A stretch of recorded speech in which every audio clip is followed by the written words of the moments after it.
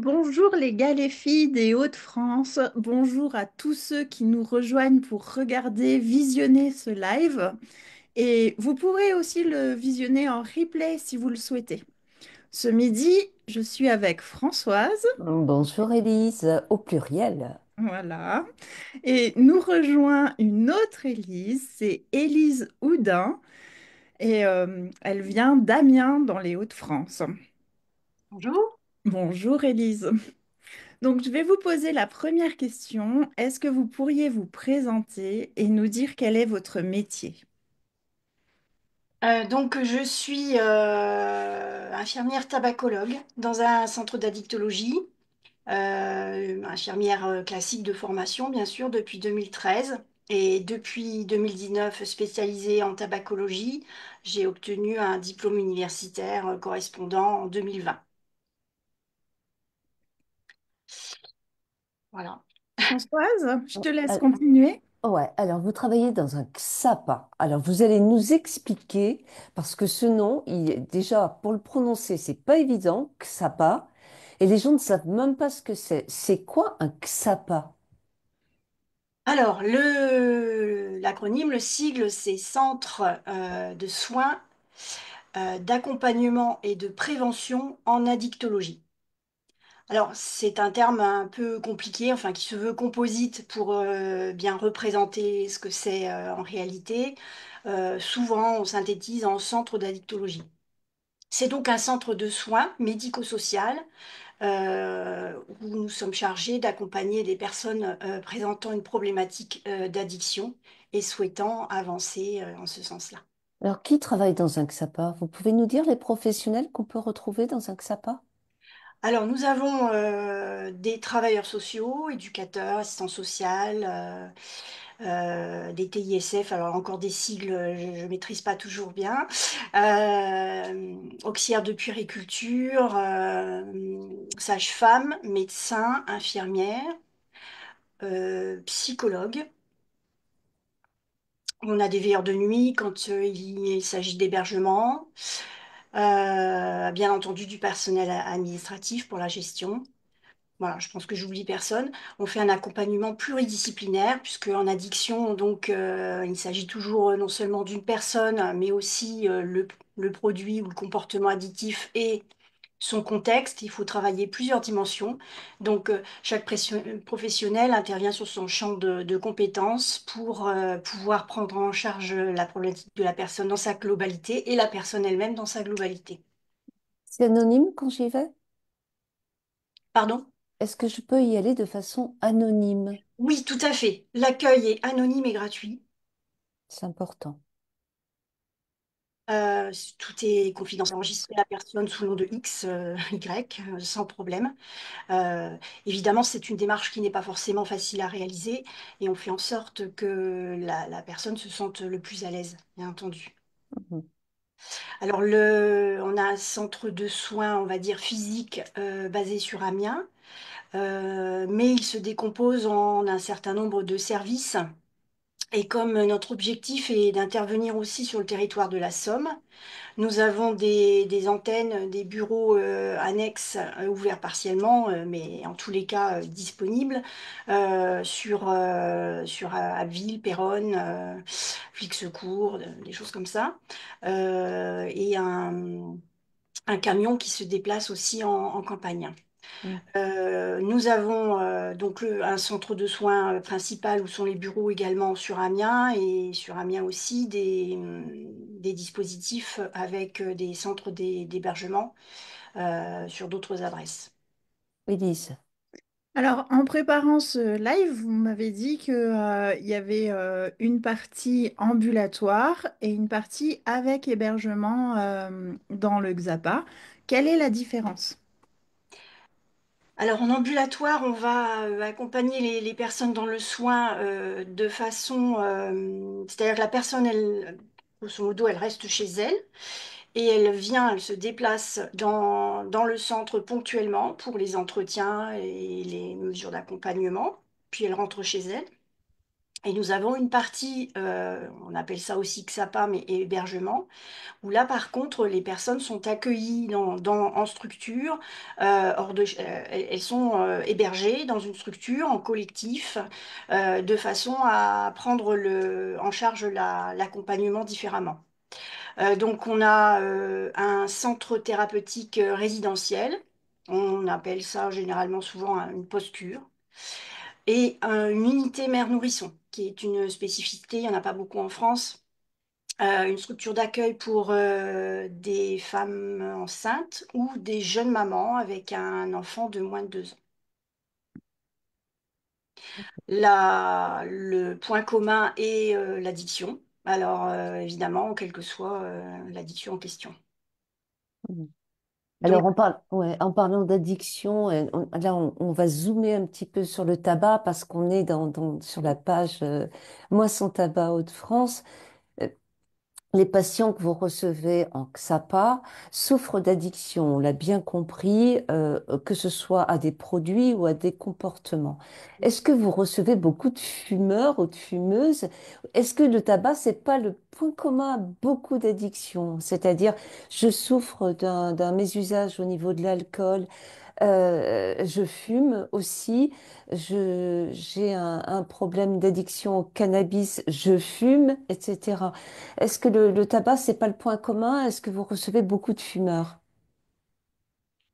effectivement, nous avons beaucoup de consommateurs qui sont polyconsommateurs et le tabac figure parmi les produits consommés. C'est fréquent, mais c'est pas systématique, hein, bien entendu. Je reçois néanmoins des fumeurs qui n'ont que le tabac. Oui, ça arrive quand même. Euh, ce qu'il y a, c'est que dans cette polyconsommation, tout le monde n'est pas prêt à arrêter tous les produits.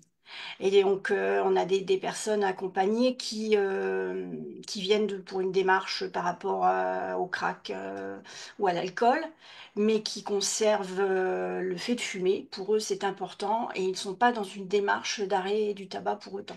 Mhm. Alors, Donc, ouais, allez-y, je vous en prie, c'est excusez-moi. un accompagnement qu'on propose systématiquement. La personne reçue interrogée sur ses comportements d'addiction, si elle mentionne le tabac, bien entendu, on va spécifier qu'en tous les cas, la prise en charge est possible au XAPA et encourager la personne à le faire parce que les études récentes montrent que pour se débarrasser de l'addiction, il vaut mieux se débarrasser de tous les produits ou tous les comportements et pas un par un parce que ça maintient des choses et que c'est pas efficace. Donc ça va être proposé aux patients, l'accompagnement tabac, mais bien entendu, c'est à partir du moment, ça se fait si la personne est prête et est vraiment demandeuse. La motivation est la clé. Mm. Donc, contrairement aux idées reçues, ça ne diminue pas les chances de réussite que de traiter, par exemple, deux addictions en même temps. Je prends, par exemple, hein, alcool et tabac. Quelquefois, on se dit, oh là là là là, quel boulot! Je vais diminuer, voire arrêter ma consommation de X. On prend l'alcool, c'est juste un exemple. Et puis, je verrai le tabac après parce que les deux en même temps, j'ai moins de chances de réussir, j'ai plus de chances de craquer. C'est une idée fausse, ça, Élise? Effectivement, c'est très angoissant pour quelqu'un de se débarrasser tout en même temps.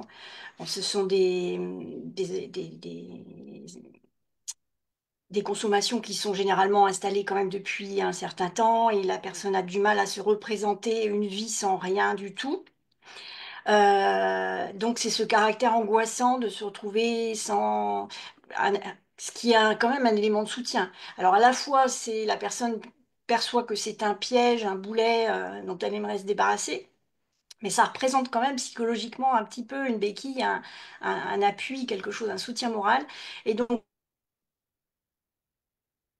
c'est compliqué de se séparer de tout tant qu'on n'a pas essayé. Néanmoins, alors on respecte le souhait de la personne, mais on l'encourage néanmoins à revoir un petit peu les choses et en mettant en avant qu'elles ne seront pas seules, elles seront accompagnées, guidées, soutenues. Et des personnes qui ont préféré garder un produit se rendent souvent compte qu'elles ont tendance à basculer et si elles arrêtent un produit, à augmenter leur autre consommation, par exemple. Donc, elles finissent par se rendre compte dans le processus qu'effectivement, de toute façon, le mécanisme de l'addiction, il est toujours là et que le piège, est toujours refermé sur eux. Du coup, vous avez souligné que dans l'addiction, il y a effectivement la dépendance physique. Mais comme vous le disiez, se défaire d'une addiction, c'est vraiment compliqué parce que bah, il y a aussi d'autres composantes, notamment la composante identitaire. Les personnes qu'on côtoie aussi, les fumeurs, ils sont toujours auprès, enfin, ou souvent d'autres fumeurs, la pause café au travail, la sortie entre amis le vendredi soir. Et alors, du coup, comment est-ce que vous aidez les patients qui consultent en Xapa pour arrêter de fumer ou pour réduire leur consommation? Alors, l'idée, c'est de pouvoir proposer la prise en charge pluridisciplinaire. Bien entendu, moi, je reçois les fumeurs en priorité parce que ça permet d'établir un tableau un petit peu de la situation, poser une sorte de diagnostic un petit peu sur la situation et du coup, une stratégie thérapeutique. Et selon le profil de la personne, bien entendu, ça va aller au-delà et elle rencontrera un travailleur social, un psychologue, voire un médecin si nécessaire. Euh, L'accompagnement, il va se faire sur la partie dépendance physiologique quand elle est là, parce que finalement, il y a quand même des profils où le chimique, il n'est pas très présent, l'addiction à la nicotine n'est pas très présente, ou pas du tout, et que c'est beaucoup plus psychologique. Je pense par exemple au cas des fumeurs occasionnels qui ne fument, qui sont plusieurs jours sans fumer, mais lors d'un apéro, une soirée, eh bien, on enchaîne parce que ça paraît indispensable, inévitable de fumer dans ces moments-là. Il y a des mécanismes à travailler. Du coup, il est très important pour nous de se focaliser sur cette dimension aussi psychologique par rapport aux chances de succès pour réussir le sevrage, mais aussi pour éviter la rechute. C'est important, parce que la rechute est toujours possible. Le cerveau a mémorisé uniquement les bienfaits de la cigarette. Tout ce qui est mauvais, il s'en fiche. Et du coup, bien sûr, il y a ce risque de rechute qui génère un sentiment d'échec pour la personne et elle se retrouve de nouveau voilà, dans ce circuit infernal. Euh, Notre prise en charge, elle se veut la plus complète et la plus profonde possible pour qu'on ait un vrai sevrage et qui dure dans le temps. Françoise, je te laisse continuer. Ouais, d'accord. Ok, donc une prise en charge, un suivi, un accompagnement des personnes qui fument, par exemple. Imaginons, je toque à la porte du XAPA, je consomme du cannabis tous les jours et je vous dis, ouais, mais moi, c'est surtout le canard, hein, je suis dépendante du canard. Le tabac, j'en mets dans mes joints, mais je fume pas mal de joints par jour quand même. Mais je suis dépendante au cannabis, pas au tabac. Est-ce que vous allez quand même me prescrire des substituts nicotiniques? Et si oui, pourquoi? Alors, oui, évidemment, je vais quand même traiter la partie nicotinique. La plupart du temps, quand même, c'est consommé en joint, il y a du tabac, de toute façon. Et puis, on a des similitudes un petit peu dans le fonctionnement. Donc, je vais quand même appuyer sur la substitution. Après, ça dépend évidemment du profil du fumeur, de ses souhaits. Il y en a qui veulent aller à fond dans le vapotage. Je respecte leurs souhaits parce que finalement, c'est la personne qui fait le travail. C'est sa motivation qui est la clé. Et donc, il va être important de travailler ses leviers, ses freins et de s'adapter à ses souhaits, sa démarche, ses capacités, etc., pour qu'il puisse les exploiter au maximum. Donc, bien entendu, le cannabis est pris en charge chez nous, également par la tabacologue, et on traite ça. Il y a tout de même des similitudes, pas toutes, mais suffisamment pour qu'on essaie d'avancer comme on le ferait pour un fumeur classique. Du coup, vous nous avez parlé de vape. Quand j'arrive au Xapa, c'est quoi l'éventail des solutions pour qu'on m'aide à arrêter de fumer? Alors, euh, Principalement la substitution en nicotine avec des patchs, pastilles, gommes et autres dispositifs parce que on est une structure médico-sociale, une structure de soins, que la méthode validée comme étant la plus efficace, celle qui permet, qui multiplie les chances d'arrêter de fumer par deux, c'est la substitution nicotinique. Donc ça va être notre axe prioritaire, sauf si la personne, bien sûr, le refuse ou si elle a une expérience malheureuse et qu'on n'a pas réussi à la convaincre qu'on pouvait faire une approche différente. Mais c'est l'axe prioritaire. Il peut y avoir le vapotage. C'est pas pour moi une stratégie prioritaire. J'adopte cet outil si c'est un souhait de la personne ou éventuellement en plan B ou en réduction des risques, parce que j'ai quand même des profils qui ne veulent pas vraiment arrêter de fumer. Et bon, c'est une première approche que de réduire la consommation. Donc vapotage éventuellement. On travaille en partenariat avec une association, la Vape du Cœur, qui est basée à Lyon, et qui, avec ce partenariat, on peut bénéficier de kits de vapotage à distribuer aux personnes en précarité. Hein. Le critère d'inclusion est la précarité pour tester le vapotage et réduire les risques. Euh, nous avions une psychologue formée à l'hypnose pour le sevrage tabagique. Elle n'est plus là et donc on a enfin, c'est en projet de remettre ça en place. Qu'est-ce qu'on peut avoir d'autre? C'est essentiellement une forme de coaching, d'accompagnement de la personne au plus près. On bénéficie de notre expertise et expérience pour apporter un plus, une valeur ajoutée dans l'accompagnement par rapport à ce que pourrait proposer un médecin généraliste qui est débordé ou un pharmacien voilà, qui est formé plutôt à la distribution de substituts. Donc votre plus dans un XAPA, en fait, c'est une bonne connaissance des addictions et notamment de l'addiction au tabac, parce que c'est surtout de ça qu'on parle aujourd'hui, mais qui s'accompagne parfois d'autres addictions. Hein. On n'est pas que fumeur de tabac, mais on peut avoir d'autres soucis, ou si tant est qu'on puisse appeler ça des soucis, en tout cas d'autres comportements addictifs. Et l'avantage aussi du XAPA, c'est une prise en charge plurielle, c'est-à-dire par vous, infirmière tabacologue, mais aussi par exemple par un psychologue ou par une personne qui peut gérer un souci social, parce que quelquefois c'est bien beau d'arrêter de fumer ou d'arrêter de consommer ou d'avoir tel ou tel comportement, mais on a plein de soucis au niveau logement, au niveau revenu. Et plus on est angoissé, ben, plus on a envie de consommer, hein. Donc, Exactement. c'est un petit peu toute cette palette-là que vous apportez, donc le sabbat, et avec un suivi sur la durée. C'est ça l'intérêt, en fait, non? Exactement, tout à fait. La D'accord. personne est accompagnée durant toute la durée où chacun on l'estime nécessaire et ça prend le temps, ça prend le temps qu'il faut, de quelques mois à plusieurs années si besoin. Et on est toujours là pour accueillir la personne si jamais elle a une rechute par exemple. On n'est jamais totalement à l'abri bien entendu et elle sait où nous trouver dans ces cas-là. Euh, on essaie de faire de cette pluridisciplinarité et cette manière globale de prendre les choses notre valeur ajoutée, Donc, effectivement. du temps. Et par rapport à cette prescription ou ce conseil de substitution nicotinique que vous faites, vous nous en avez parlé.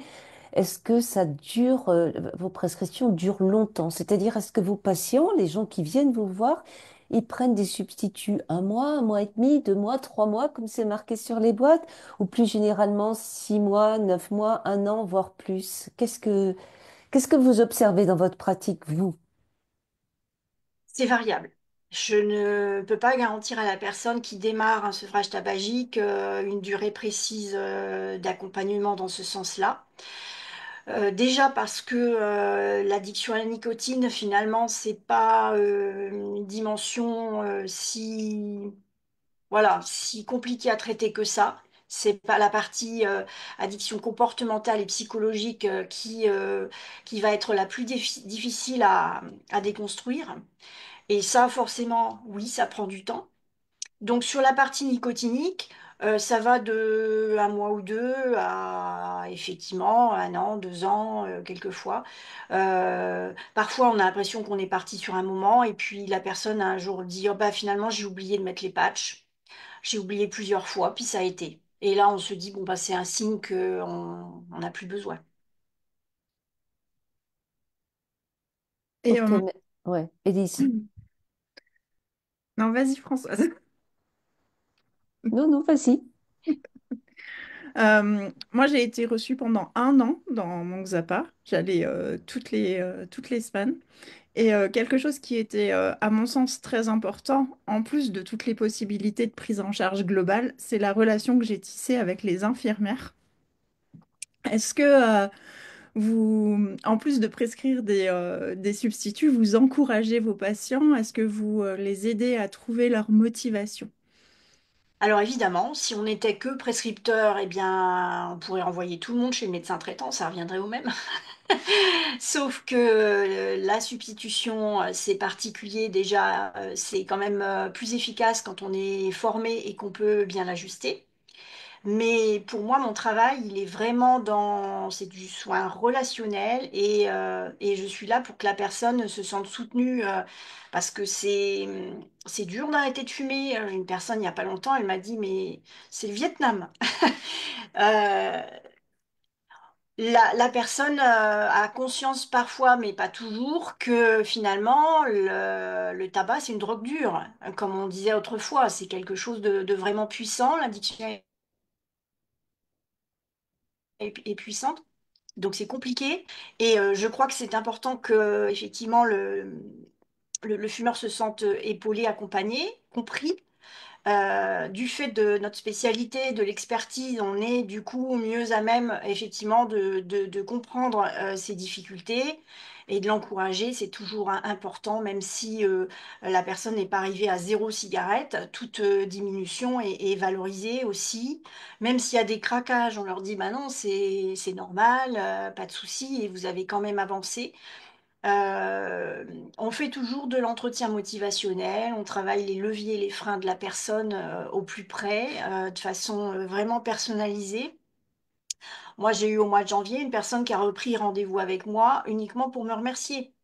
Parce que effectivement, cette dimension humaine, cette compréhension et ce souci de répondre à ses besoins lui avait apporté non seulement par rapport à l'arrêt du tabac, mais par rapport à tout son parcours. Donc, la partie nicotine, finalement, enfin, moi, je considère que c'est un outil, mais que le vrai travail, il est plus profond. C'est la personne qui le fait et qu'on est là. On est là pour lui permettre de développer tout son potentiel en la matière. Et ça passe effectivement par beaucoup d'échanges, d'écoute. Bah, ça arrive que, effectivement, euh, elle demande à me voir un peu plus souvent que ce qui est prévu parce que ça lui permet de mieux avancer. Les patients savent qu'ils peuvent appeler et avoir un rendez-vous plus tôt si nécessaire, etc. Mhm. Donc, on le redit, hein, du temps. Et dans le cadre de ces accompagnements, est-ce que vous accompagnez aussi ce qu'on appelle des arrêts progressifs, c'est-à-dire des gens qui ont peur d'arrêter tout court de fumer et qui vont apprivoiser, le temps de cet arrêt progressif, leur capacité à arrêter? Oui, on part du ressenti du patient. S'il a envie d'aller, il est vraiment à fond et qu'il veut vraiment se débarrasser du produit, eh bien, on vise, hein, on pose en objectif un sevrage complet. Quand même assez souvent, ce sont des personnes qui fument depuis très très très longtemps, qui ne se représentent pas ce que c'est que d'être sans tabac. Et c'est tellement familier, installé dans leur vie que c'est trop angoissant de se retrouver du jour au lendemain. Même s'ils ont envie d'arrêter, il y a cette ambivalence de j'ai envie de m'en priver, mais en même temps, je m'en sens pas capable, ça me fait peur, comment ça va se passer. Et donc, on part toujours du patient, de son objectif, de son souhait. Il n'y a pas de méthode plus efficace qu'une autre. Et ça, c'est par une réduction progressive, eh bien, c'est une réduction progressive. Ça prend le temps que ça prend, aucun problème. La, la prise en charge n'est pas vraiment différente en ce sens du tout. Et l'important est de maintenir la motivation de la personne. Ça, c'est vraiment la clé. Souvent, on dit, oui, c'est une question de volonté d'arrêter de fumer. Moi, je ne suis pas d'accord avec ça. C'est pas une question de volonté parce que des personnes emprisonnées, piégées dans cette addiction, et bah, parfois voilà, elles vont essayer et puis ça marche pas. Il y a des cas de cancer de la gorge opérés à l'hôpital qui ont un paquet de cigarettes planqué sous l'oreiller et ils vont aller fumer à la fenêtre alors qu'ils viennent de subir une opération lourde par rapport à leur tabagisme. C'est pas qu'une question de volonté pour moi. C'est une question de motivation, ce qui est quand même différent. C'est c'est vraiment une envie profonde de se débarrasser de la cigarette, hein, quel que soit le moyen, la méthode et le temps que ça prend, parce que ça va leur permettre de mobiliser leurs ressources personnelles. C'est le fumeur qui arrête, c'est pas, moi j'ai pas en tant que tabacologue une baguette magique, une solution miracle. Bon, sinon j'aurais posé un brevet et je serais riche. Je préviens les patients, je suis dans la transparence par rapport à ça, que cette méthode, elle peut fonctionner, mais qu'elle leur demande un effort. Et c'est pour ça donc c'est important de valoriser toutes les avancées, tous les progrès hein, dans leur parcours, en ce sens-là, pour maintenir cette motivation qui est la clé et qui peut leur permettre du coup de se débarrasser du produit. C'est clair que s'il y avait, c'était une affaire de volonté, on ne serait pas un jeudi midi à l'heure du déjeuner en train de discuter, parce que, un, vous seriez très riche après avoir déposé le 100% volonté, et ben, nous, on n'aurait pas fumé aussi longtemps, ça c'est clair, hein. Exactement. On n'est pas Alors, là-dedans. surtout que c'est un discours qui est très culpabilisant Ouais. de dire... alors, ça vient beaucoup des non-fumeurs, mais ça vient aussi de fumeurs qui se vantent de «Oh non, moi, j'ai arrêté comme ça du jour au lendemain, c'était facile».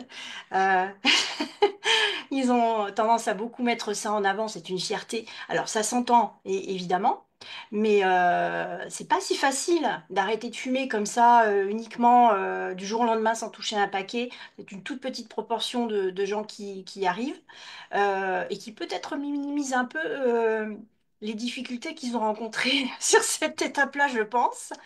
Et donc il y a une forme de culpabilisation quand les non-fumeurs ou ce type de fumeurs disent il suffit de vouloir. Je trouve qu'il y a une forme de culpabilisation du fumeur qui ne l'aide pas, étant donné le piège que c'est le tabagisme. euh, je trouve ça dommage d'avoir ce discours. Et c'est aussi pour ça que je me focalise sur la partie motivation. Si vous avez envie, ça va marcher. Exactement. La volonté, c'est le moment où on dit je voudrais arrêter de fumer. C'est le moment où on se décide à se dire qu'un jour, on sera non-fumeur au bout d'un chemin. Et ça, tout le monde l'a. Ou presque. Je crois que 90% des fumeurs se disent ah ben, un jour, j'aurai plus besoin de fumer. La motivation, c'est quelque chose qui se travaille et c'est aussi quelque chose qui évolue. Nous, sur notre groupe, on a des personnes qui arrivent en disant je dois arrêter de fumer, c'est pour ma santé. C'est difficile Mm. quand la motivation ne vient pas de l'intérieur de nous. C'est ça. Alors la motivation, elle est multifactorielle et c'est fluctuant aussi hein, dans le temps. On peut avoir cette motivation à un moment donné, puis elle s'émousse à un autre. Il faut garder en tête que le contexte n'est jamais favorable. Si on attend le bon moment, il viendra jamais. On a des vies trop compliquées. Euh, il faut plutôt examiner en fait les plus à arrêter de fumer, ce qu'on attendrait, ce dont on aurait besoin, etc. Et ça va être cette espèce de déclic, il est presque magique. On le voit sur par exemple des femmes enceintes. Elles se retrouvent enceintes et ça y est, tout d'un coup, il y a l'élément qui va leur permettre de faire bouger des choses et d'arrêter de fumer. Pour d'autres, ça sera d'autres choses, mais effectivement, c'est... Voilà, quelquefois, on ne peut pas arriver à le définir et le prévoir. Et par ailleurs, c'est la même chose un peu dans l'autre sens. Par exemple, des personnes se retrouvent avec un cancer, hein, quel que soit l'organe attribué au tabac, dans une prise en charge de santé qui est lourde, invalidante, pénible, et pour autant, arrêter de fumer. Sur ce temps-là, eh bien, c'est compliqué. On pourrait dire que cette pathologie grave est un moteur suffisant. Non, c'est plus compliqué que ça. Il faut arriver à détricoter un petit peu tout ça. C'est pour ça que l'accompagnement, un accompagnement spécialisé est important, et puis qu'on a aussi cette dimension, la prise en charge qui peut être psychologique, avec des psychologues, addictologues. Euh, c'est pas parce que le tabac est légal et assez banalisé dans nos sociétés qu'il ne faut pas y accorder de l'importance et une prise en charge particulière par rapport à pourquoi ça s'est installé et pourquoi ça perdure dans le temps. Oui, le tabagisme est souvent une béquille à vivre, hein. C'est Euh, ça. Ça nous aide, hein. Nous, les anciennes fumeuses, on peut dire ça. Ça nous a servi à tenir bon, hein. Majoritairement quand même, effectivement, le motif de consommation et on le voit, euh, même si des personnes se rendent pas toujours bien compte, mais c'est justement dans l'échange quand on commence la prise en charge et qu'on fait un petit peu un tableau clinique, un petit peu la situation, que ça leur permet aussi de prendre conscience ben voilà, on analyse pourquoi ils fument et se rend compte qu'effectivement, bah, quelque part, il y a une dimension de leur vie où il y a un vide qui est rempli par ce produit-là. Oui, ou C'est pas une des fatalité, vides, hein, on peut quoi. remplir autrement et c'est le travail qu'on fait justement. Mm. Ouais, mais c'est pour ça aussi qu'on a aussi peur d'arrêter de fumer. Oui, Parce qu'on se dit comment je vais faire pour survivre, pour tenir le coup sans ma clope, hein. exactement, Et ça, c'est une question qu'on peut se poser avec beaucoup de produits, hein, pas simplement avec le tabac, bien évidemment. évidemment, Mais la cigarette, de fait, occupe vraiment, vraiment ce champ-là, hein. exactement. Élise, D'autant oui, Et pardon. d'autant que une des spécificités du tabac, c'est que souvent on a commencé jeune, on a démarré à l'adolescence, et puis ça s'est installé dans sa vie pendant longtemps, ce qui n'est pas forcément le cas avec tous les produits. Euh, les consommations massives d'alcool, ça peut venir quelquefois un peu tard dans la vie, d'événements deuil, divorce, séparation, chômage, des choses comme ça, où ça vient un petit peu anesthésier la douleur psychique. Euh, d'autres consommations qui sont ponctuelles ou sur un temps donné. Ça, c'est des spécificités un peu qui peuvent être liées au produit, à l'image qu'on en a, au parcours. Le tabac a quand même cette dimension par rapport aux autres d'être la plupart du temps installé dans le temps. Oui, puis quand on a commencé à fumer très jeune, ça Mm. fait partie de nous-mêmes. Notre Exactement. cerveau a grandi avec le tabac. Et Oui, notre cerveau dit, il m'est nécessaire de respirer, il m'est nécessaire de manger, il m'est nécessaire de fumer. Et c'est exactement. comme ça qu'on arrive à se dire, j'aimerais bien arrêter de fumer, mais c'est comme si on allait m'amputer. Et le mot, il n'est pas trop fort parce que la cigarette, elle fait partie de nous-mêmes comme intégrée à notre propre corps, hein. Quand on Oui, a commencé à fumer à 10, 11, 12 ans, on a intégré ce bout-là qui dépassait comme étant nous-mêmes. oui, Et donc, il y a tout un travail à faire que vous accompagnez oui, pour se dire, ben non, c'est pas moi. Et moi, je vais apprendre non pas à grandir sans parce que j'ai grandi avec, mais à continuer ma vie sans me priver, parce que c'est pas un deuil qu'on fait, mais en faisant le choix dans mes tripes, et non pas dans ma tête, dans mes tripes, de mon passé, de ne plus fumer, pour être un peu plus moi-même, justement, parce que c'est aussi ce qu'on vient chercher chez vous, le fait de se retrouver un peu oui, plus soi, de hein. s'en trouver. Ouais. Et généralement, j'explique à la personne, si vous deviez vous présenter à un auditoire, parler de vous, bon, c'est toujours compliqué, en général on fait court, mais vous présentez à un auditoire, on va donner quelques éléments, mais on ne dira jamais, on va pas jamais se présenter en disant je suis fumeur. Et ça, c'est important à garder l'esprit. Ça n'est pas vrai, ça n'est pas notre identité que de fumer, même si on a plus ou moins ce ressenti que c'est intégré à sa vie. Donc c'est Ouais, tout à fait possible du coup de le mettre de côté. ouais, tout à fait. Élise. Je suis tout à fait d'accord. En fait, moi, je suis Élise. C'est ça mon identité. C'est pas je suis fumeur. Alors, on a vu tout à l'heure, vous nous disiez que, il y a le Xapa, il y a des antennes dans différents endroits du département. Et vous nous avez aussi dit que vous aviez un bus. Vous rejoignez les gens là où ils sont. Ceux qui auraient des problèmes pour vous rejoindre, vous, en fait. Alors, c'est quoi ce bus itinérant? Alors, on appelle ça l'unité mobile. On dispose d'un camion aménagé. C'est un petit camion avec deux bureaux d'entretien.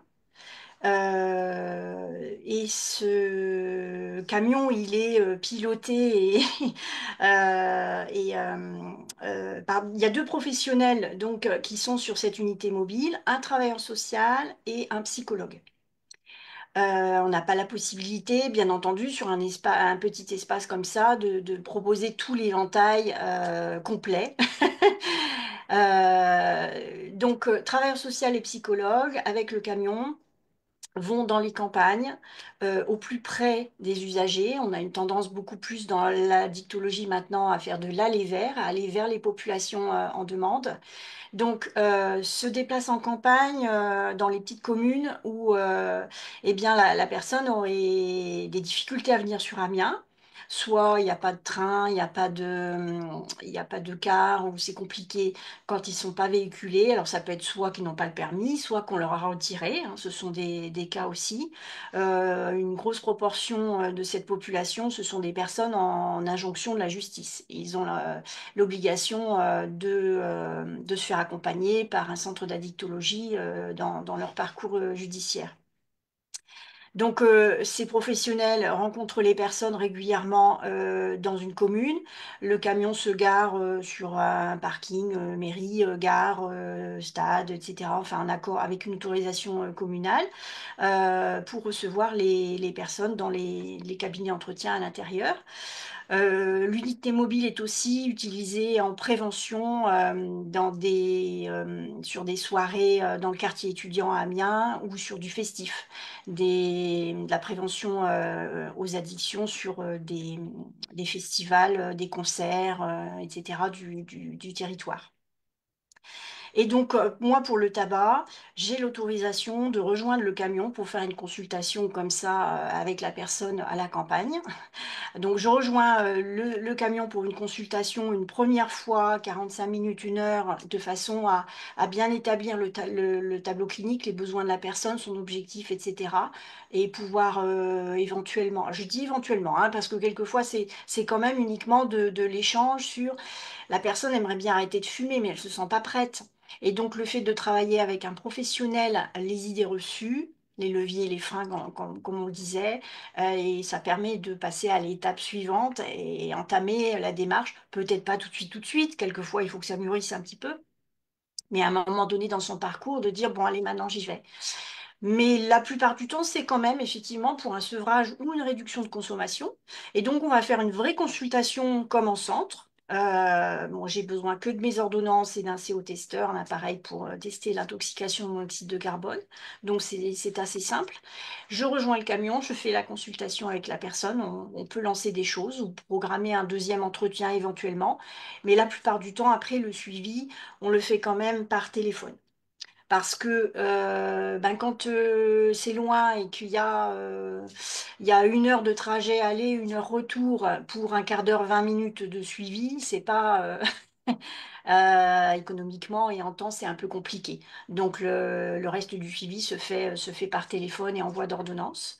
Néanmoins, un premier contact physique, c'est très important.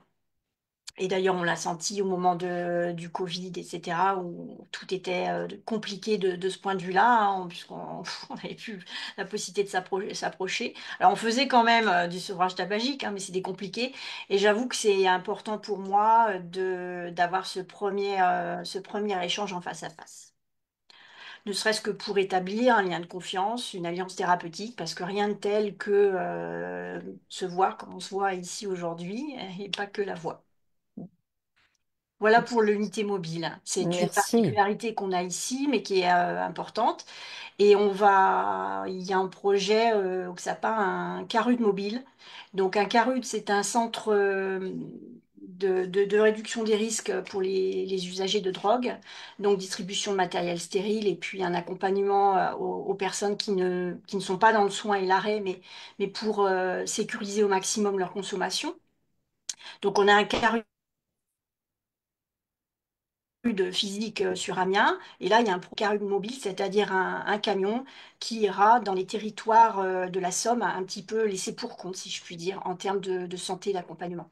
Mm. Ça, c'est très bien, hein. C'est vraiment de la proximité. C'est pas rien, hein. On a besoin de cette Oui. proximité, hein, et de ces consultations délocalisées, de faire en sorte que ce soit pas toujours au patient de faire des kilomètres qu'il ne fait pas souvent.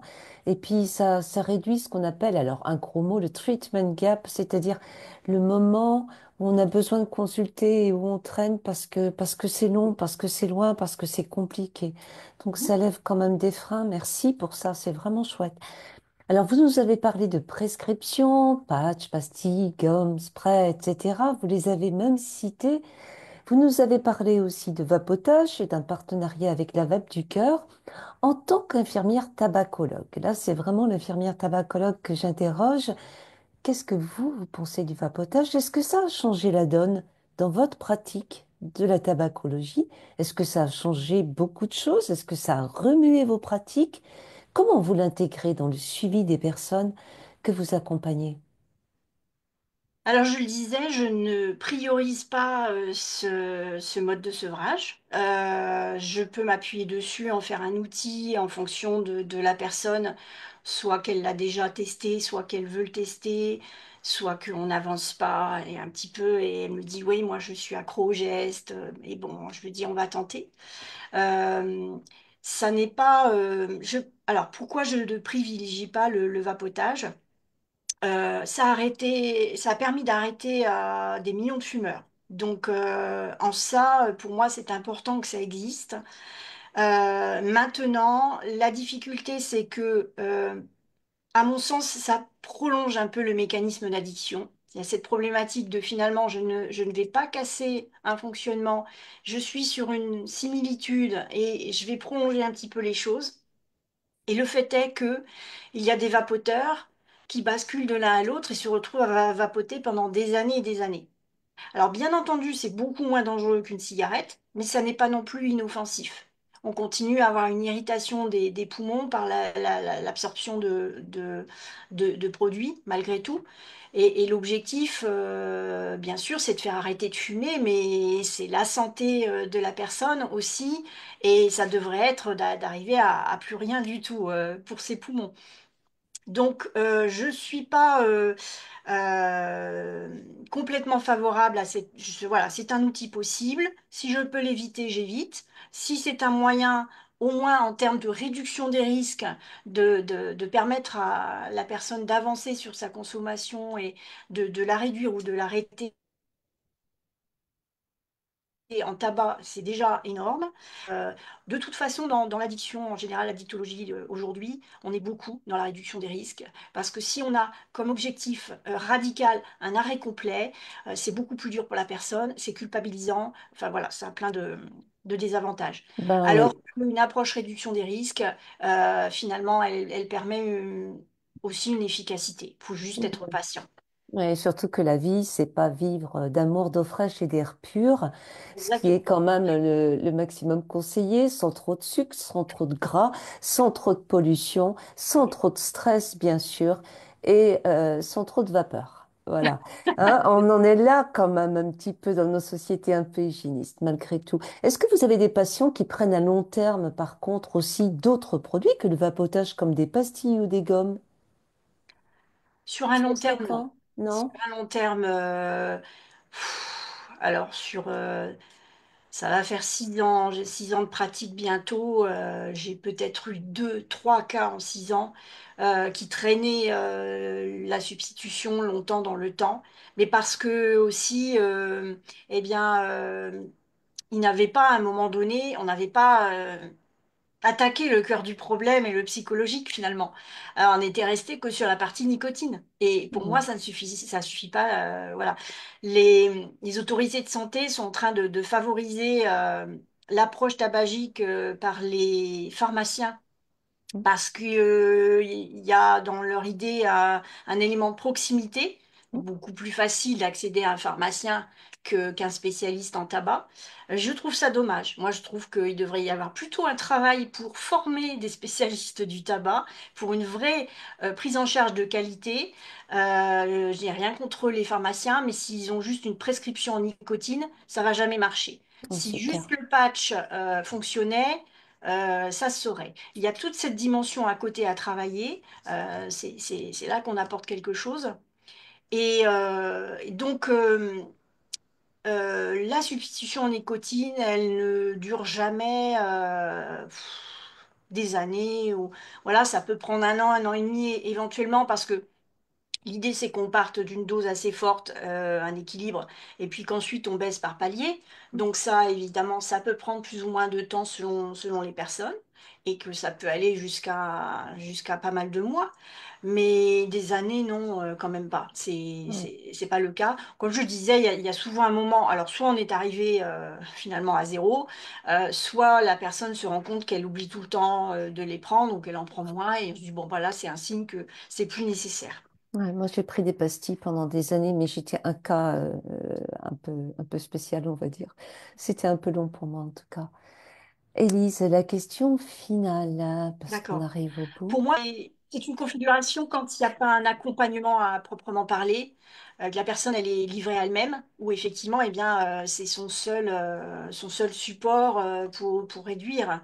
Euh, Dans la mesure où voilà, on est dans une démarche, j'accepte de me faire aider, je suis accompagnée. En principe, il n'y a aucune raison normalement que ça Mm. dure autant. D'accord, merci beaucoup. Élise. Alors, pour finir, est-ce que si le seul trouble de l'usage que j'ai, c'est le tabac, je peux venir au XAPA et qu'est-ce que ça peut m'apporter? Bien évidemment, on peut très bien venir au XAPA en étant seulement fumeur. Quand on va sur la plateforme Tabac Info Service, les XAPA sont proposés pour l'accompagnement au sevrage tabagique. Ça fait partie de nos missions et de nos spécialités. Donc, il suffit de prendre rendez-vous. Les soins sont gratuits, anonymes si nécessaire. Après, l'anonymat, en termes de tabac, comme c'est un produit légal, c'est souvent moins à C'est un rechercher, peu compliqué pour mais les c'est ordonnances, possible. l'anonymat. Ouais. Voilà. Et donc, la prise en charge sera d'abord avec un ou une tabacologue, et puis élargie si ça s'avère nécessaire. C'est super. Et le délai moyen pour avoir un rendez-vous dans votre XAPA, c'est combien de temps? Je peux pas facilement vous donner une moyenne parce Mm. qu'il y a des périodes, par exemple la période du mois sans tabac. Ah oui, oui, mais hors euh, moi sans tabac, bien sûr. voilà. Sur une période spécifique comme le mois sans tabac, ça devient compliqué de prendre un Oui, bien rendez-vous, sûr, partout, hein. paradoxalement. Mm. Parce que je suis missionnée sur à la fois des actions de prévention, sensibilisation Bien sûr. du territoire et puis des prises en charge extérieures. Foyer d'hébergement, entreprise, ESAT, etc. Et donc, je vais consulter à l'extérieur, ce qui prend du temps et qui me rend moins disponible au centre. Donc, il y a des périodes aussi avec plus ou moins de demandes parce que au moment des bonnes résolutions, eh ben, il y a plein de prises de rendez-vous et plus tard un peu moins, en fonction aussi eh bien, du moral des gens et donc du temps. Il y a plein d'éléments comme ça.